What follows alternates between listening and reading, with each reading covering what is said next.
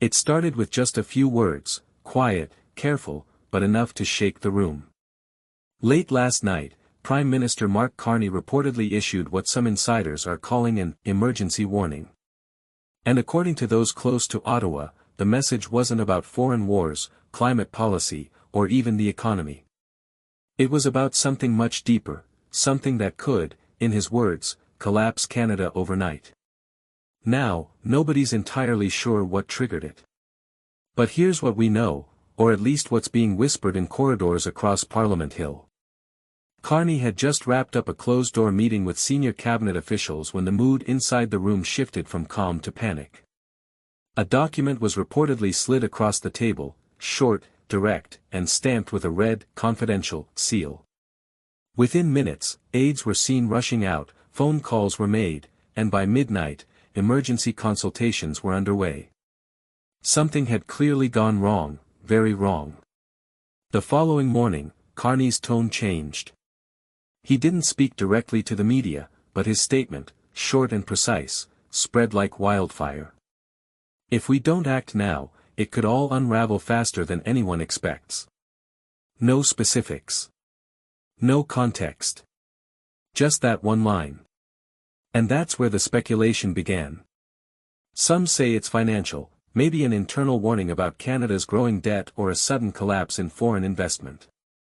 Others think it's political, that the standoff with Alberta has reached a point of no return. Because if you've been paying attention, the tension between Ottawa and Edmonton hasn't cooled down, it's only getting hotter. Danielle Smith, Alberta's premier, has been pushing hard for more provincial control, over pensions, over resources, and now, over energy exports. She's made it clear that Alberta won't just follow Ottawa's lead anymore.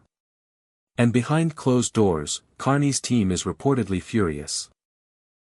They believe that if Alberta's next move succeeds, other provinces could follow, and that could shatter the economic backbone of the country. Think about it, Alberta controls a huge chunk of Canada's oil, gas, and natural resources. If even a portion of that flow were disrupted, either politically or economically, it wouldn't just hurt Alberta or Ottawa. It would ripple across every province, every city, every household. Prices, investments, pensions, everything could be on the line. But here's the part nobody's talking about publicly. Carney's background isn't just politics, it's finance. He's a former central banker. He understands markets, liquidity, and the fragile balance that keeps economies stable.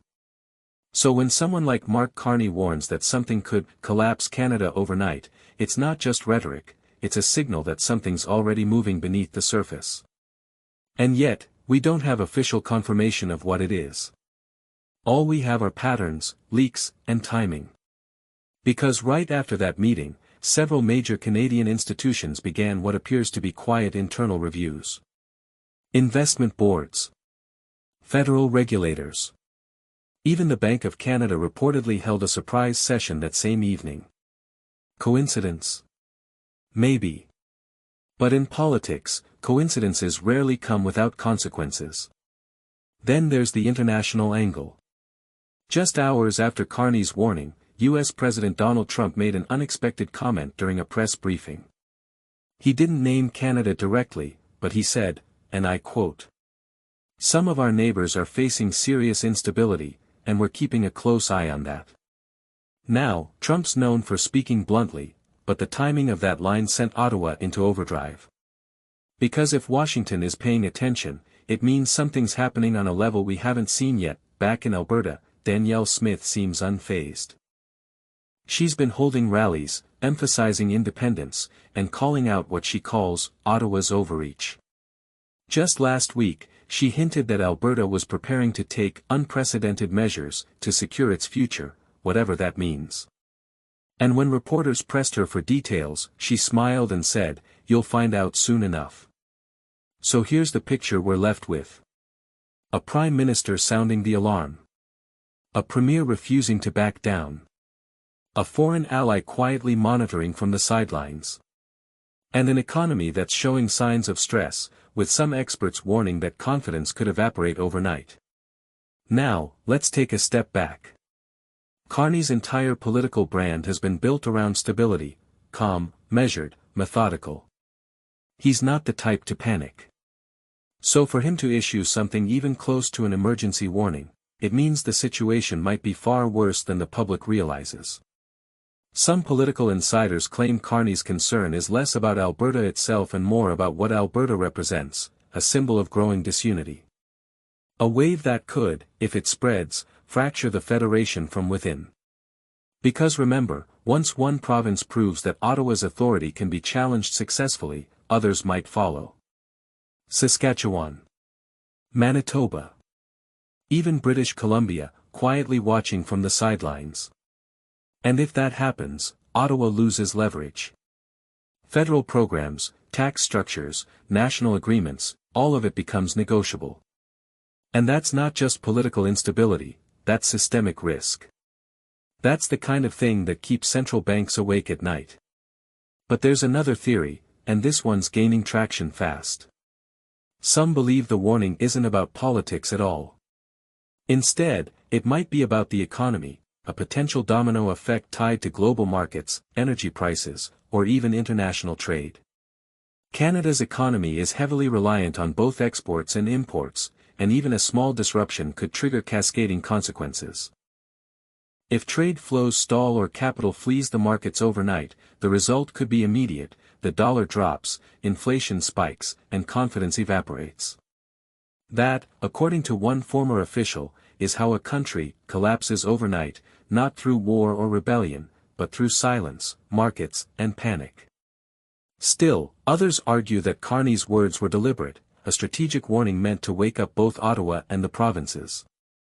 To remind everyone that unity isn't guaranteed, and that political brinkmanship can backfire faster than expected. Because right now, Canada feels like it's standing at a crossroads, and one wrong move could send shockwaves far beyond its borders. As of today, Carney hasn't issued another public comment. But his team has reportedly entered what they're calling a heightened response phase. That means tighter communication, restricted leaks, and close monitoring of provincial activities. Some staffers have even described the current situation as Code Amber, not yet critical, but dangerously close. So the question becomes: is this a genuine crisis in the making, or a political move designed to control the narrative before someone else does? Because both Carney and Smith know that perception drives power. If Canadians believe the system is stable, it remains intact. If they lose faith, even for one night, everything changes. And that's why Carney's words carry so much weight. Not because they were dramatic, but because they were calculated. A message meant to signal urgency, without revealing the source of the threat. Some insiders are calling it the most serious warning since the 2008 financial crisis. Others insist it's political theater, a way to unite the country through fear before it fractures further. But one thing's certain: when the Prime Minister of Canada quietly warns that the country could collapse overnight, it means the calm we're seeing on the surface might just be an illusion. Something's moving under the surface. Something big enough to keep Ottawa awake, to worry Alberta, and to make even Washington glance north with concern.